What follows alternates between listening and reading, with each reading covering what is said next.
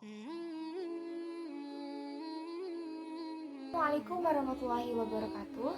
Perkenalkan, nama saya Diana Dewi, nomor pokok mahasiswa 222151159, jurusan Pendidikan Matematika dari kelas D, Fakultas Keguruan dan Ilmu Pendidikan Universitas Siliwangi. Video ini dibuat untuk memenuhi tugas filsafat dan sejarah matematika yang diampu oleh Dr. Andes Dedi Nurjamil MPD. Pada video kali ini, saya akan membacakan surat Al-Kahfi ayat 1-10, asbabun nuzul, keutamaan, dan hikmahnya.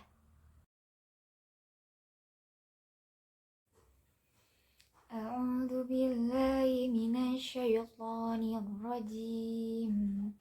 Bismillahirrahmanirrahim. Alhamdulillahilladzi anzala ala abdihil kitaba wa lam yaj'al lahu 'iwaja qayyiman liyundhira ba'san syadidan min ladunhu wa yubashshiral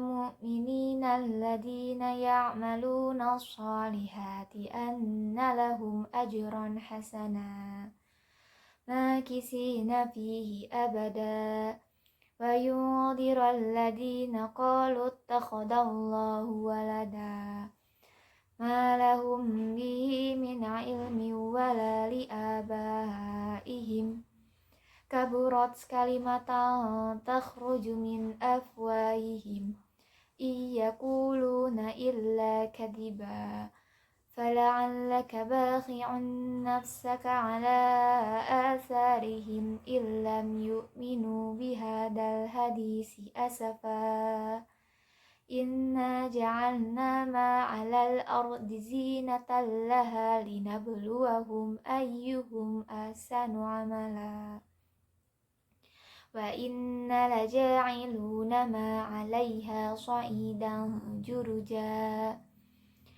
am hasibta anna ashabal kahfi war-raqimi kanu min ayatina 'ajaba id awal fityatu ilal kahfi faqalu rabbana atina min ladunka rahmatan wa hayyi lana min amrina rasyada. Shadaqallahul azim.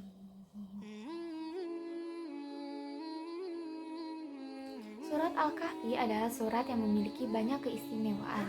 Surat Al-Kahfi terdapat pada juz 15 dalam Al-Quran. Surat ini merupakan surat ke-18 dalam Al-Quran dan terdiri dari 110 ayat. Surat Al-Kahfi diturunkan di kota Mekah sehingga termasuk golongan surat Makkiyah. Al-Kahfi artinya gua. Di dalam surat ini terdapat kisah Asbabul Kahfi Warokim, yaitu para penghuni gua dan prasasti. Para ulama berpendapat Kahfi adalah gua yang terletak pada sebuah bukit. 1. Asbabun Nuzul Surat Al-Kahfi. Dalam riwayat disebutkan bahwa kaum Quraisy memerintahkan dua orang, yaitu Uqbah bin Abu Mu'its dan Annad bin Al-Hayrs, untuk menyelidiki tentang kerasulan Nabi Muhammad SAW dengan cara menanyakan kepada pendeta-pendeta Yahudi tentang sifat-sifat beliau, apa yang dikatakan dan yang lainnya. Orang Quraisy percaya bahwa pendeta Yahudi adalah orang yang berilmu, tahu tentang isi kitab terdahulu dan tanda lahirnya seorang nabi. Dikisahkan berangkatlah Uqbah bin Abu Mu'its dan Annad bin Al-Hayrs ke Madinah, dan mereka berjumpa dengan pendeta Yahudi.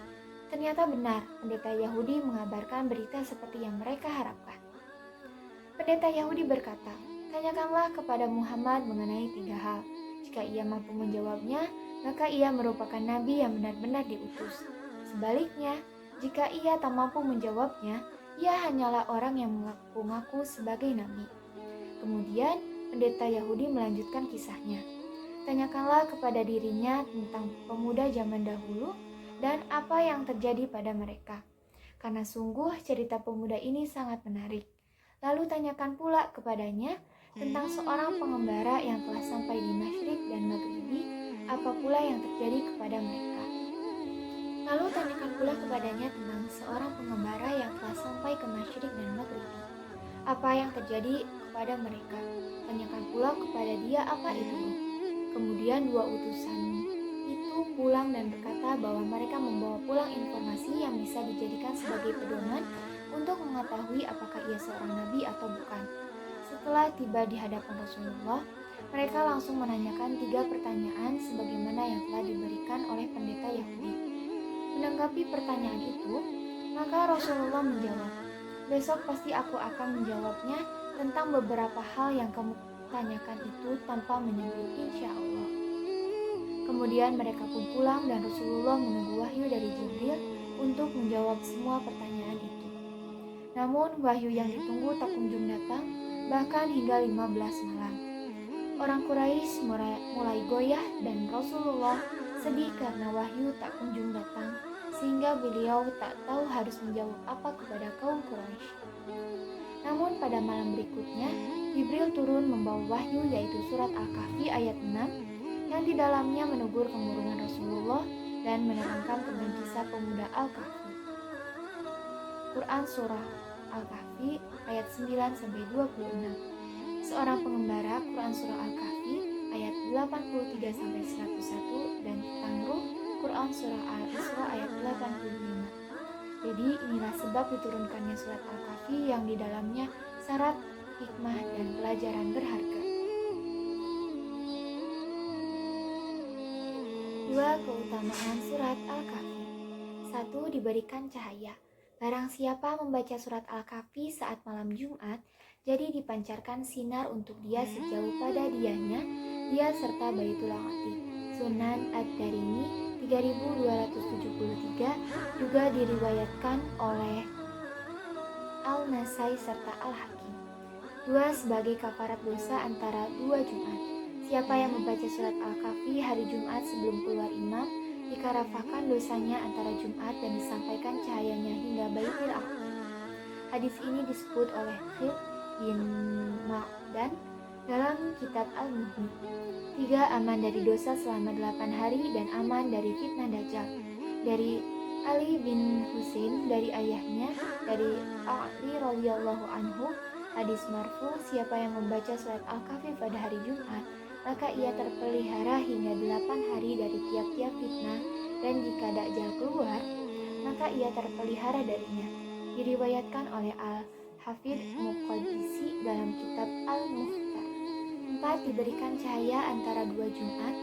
Hadis Abi Sa'id Al-Khudri radhiyallahu anhu bahwa Nabi bersabda bahwa sungguh siapa saja yang membaca surat Al-Kahfi pada hari Jumat, niscaya diberikan cahaya baginya di antara 2 Jumat. 5. Diberikan cahaya di hari kiamat dan diampunkan dosa.